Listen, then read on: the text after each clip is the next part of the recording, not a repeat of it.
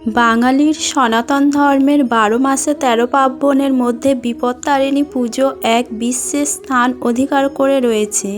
সংসারে শান্তি বজায় রাখতে এবং সমস্ত বাধা বিপত্তি দূর করতে হিন্দু মায়েরা ও বোনেরা অত্যন্ত নিষ্ঠার সঙ্গে এই ব্রত পালন করে থাকেন।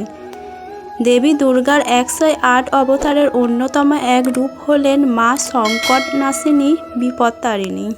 নমস্কার বন্ধুরা, আমি বিপর্ণা। আশা করি সবাই ভালো আছেন। দেবী দুর্গার ১০৮ অবতারের অন্যতম এবং দেবী সংকটনাশিনীর একটি রূপ মা বিপত্তারিণী।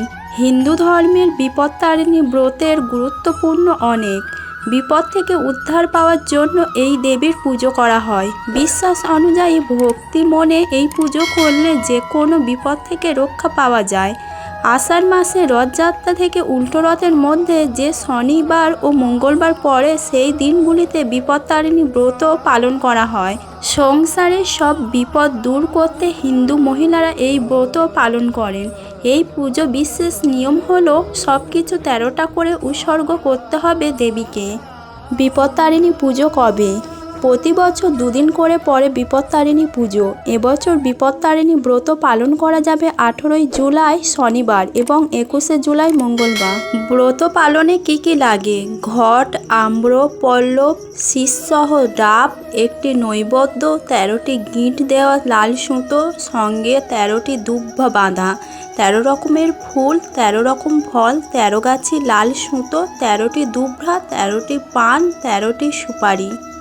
বিপত্তারিণী পুজোর নিয়মকানুন। ব্রতের আগের দিন নিরামিষ আহার করলে ভালো। উপবাস করে নিষ্ঠা করে সব উপকরণ দিয়ে মা বিপত্তারিণী পুজো করতে হয়। পুজোর শেষে ১৩টা লুচি এবং ১৩ রকমের ফল খেতে হয় প্রসাদ হিসেবে।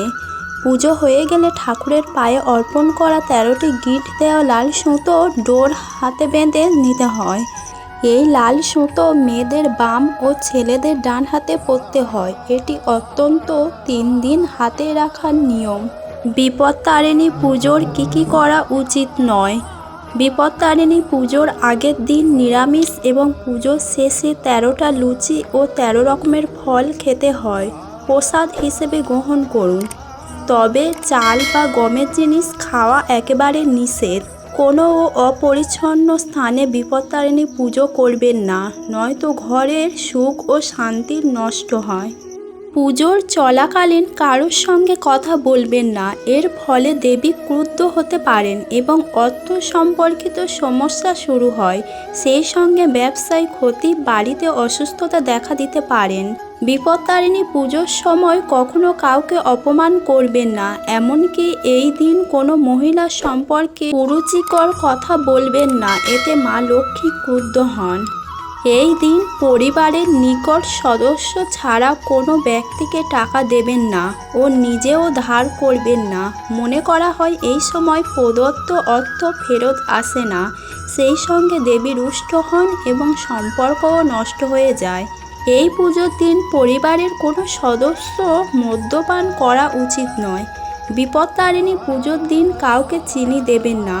জ্যোতিষশাস্ত্র অনুযায়ী চিনি, শুক্র এবং চন্দ্রের সঙ্গে সম্পর্ক রয়েছে। অন্যদিকে শুক্র বস্তুগত সুখের কর্তা, তাই এই দিনে চিনি দিলে শুক্র দুর্বল হয় এবং সংসারের অশান্তির পাশাপাশি আর্থিক সংকট দেখা দেয়।